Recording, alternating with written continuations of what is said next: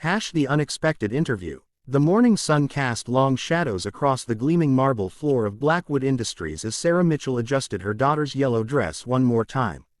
Emma, barely 3 years old, sat quietly beside her mother in the sleek waiting area, her small hands folded in her lap, her wide blue eyes taking in the impressive surroundings.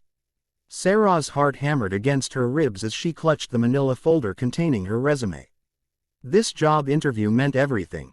After months of unemployment and dwindling savings, she desperately needed this position as executive assistant to the company's senior management team.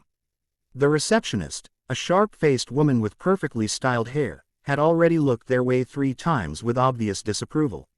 Sarah tried to ignore the stares, focusing instead on the gentle weight of Emma's hand in hers. "Mommy," Emma whispered, her voice barely audible in the hushed corporate atmosphere, "are we in trouble?" "No, sweetheart," Sarah whispered back, squeezing her daughter's fingers. "Mommy just has an important meeting. You're being so good and quiet." The childcare center had called that morning with a burst pipe, flooding their facility.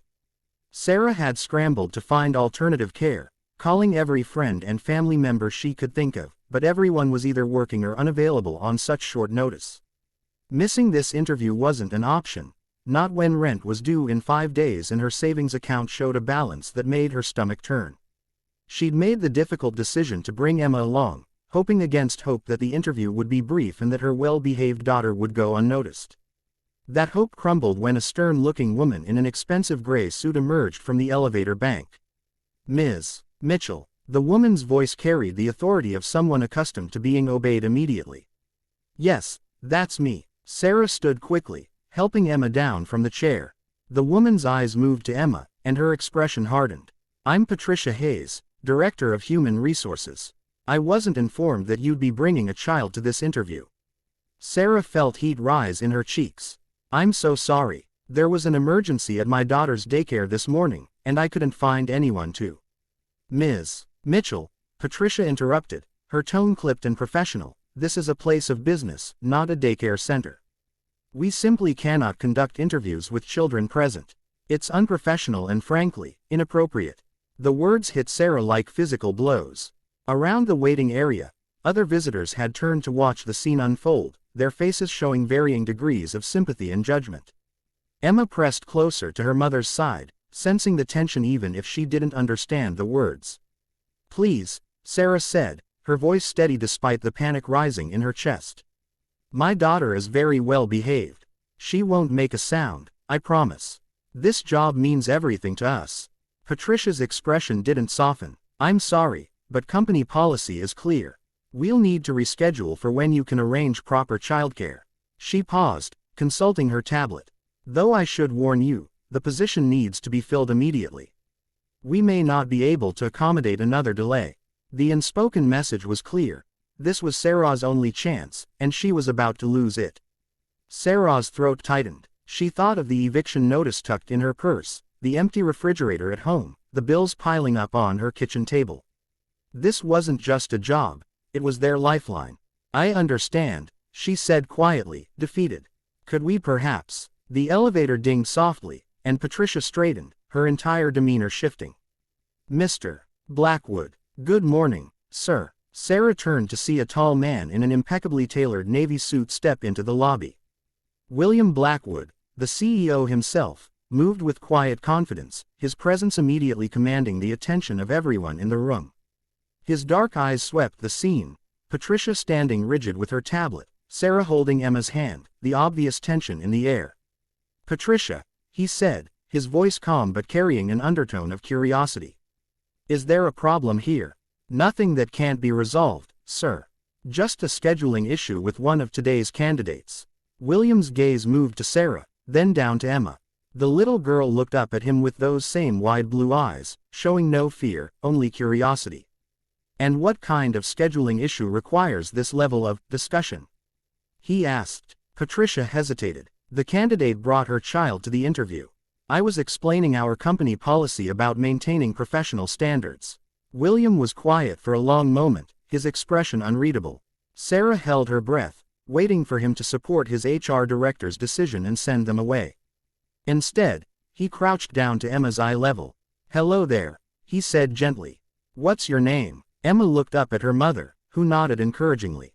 Emma, she said in her small, clear voice.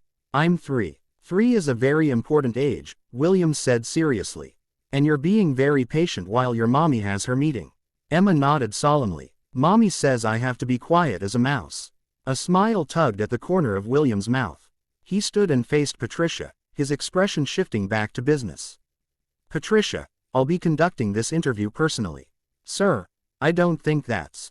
In conference room A, Ms. Mitchell, would you and Emma please come with me? Sarah's heart leapt. Mr. Blackwood, I can't thank you enough. I know this is unusual. He held up a hand, stopping her. Sometimes the most important things in life are unusual. As they walked toward the elevator, Emma tugged on her mother's hand. Mommy, the nice man has sad eyes like you sometimes. Sarah glanced at William, who had heard the comment. For just a moment, his composed facade flickered, revealing something raw and vulnerable beneath. The elevator doors closed around the 3 of them, and William pressed the button for the executive floor. Ms. Mitchell, he said quietly, I lost my wife 2 years ago. Emma was 3 then, too. Sarah's breath caught. I'm so sorry. Being a single parent isn't easy. His voice was matter of fact, but Sarah heard the weight of experience behind it. I imagine you know that better than most. The elevator opened onto a floor of gleaming offices and floor-to-ceiling windows. William led them to a spacious conference room with a magnificent view of the city. Emma, he said, pulling out a chair at the long table, would you like to sit in the CEO's special chair while your mommy and I talk? Emma's eyes widened with delight. Really, it spins, he said, demonstrating. As Emma giggled and spun gently in the oversized leather chair, William and Sarah sat across from each other at the table. Tell me about yourself, he said, and for the first time in months, Sarah felt truly heard. The interview lasted an hour. Sarah spoke about her experience, her dedication, her dreams for providing a better life for Emma. William asked thoughtful questions, his attention never wavering. When it was over, he stood and extended his hand.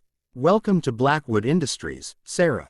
When can you start? Sarah's eyes filled with tears. Are you serious? Completely. And Sarah, Emma is welcome here anytime she needs to be. We'll make sure there's a safe, quiet space for her. As they shook hands, Emma clapped from her spinning chair. Mommy got the job. Mommy got the job. William's rare smile appeared again. Yes, she did. Because sometimes the best candidates come with the most important qualifications. Which are? Sarah asked. Heart, he said simply. And the courage to never give up on what matters most. Walking out of Blackwood Industries that morning, Emma's hand in hers and a job offer in her purse, Sarah realized that sometimes the worst moments could transform into the most beautiful beginnings.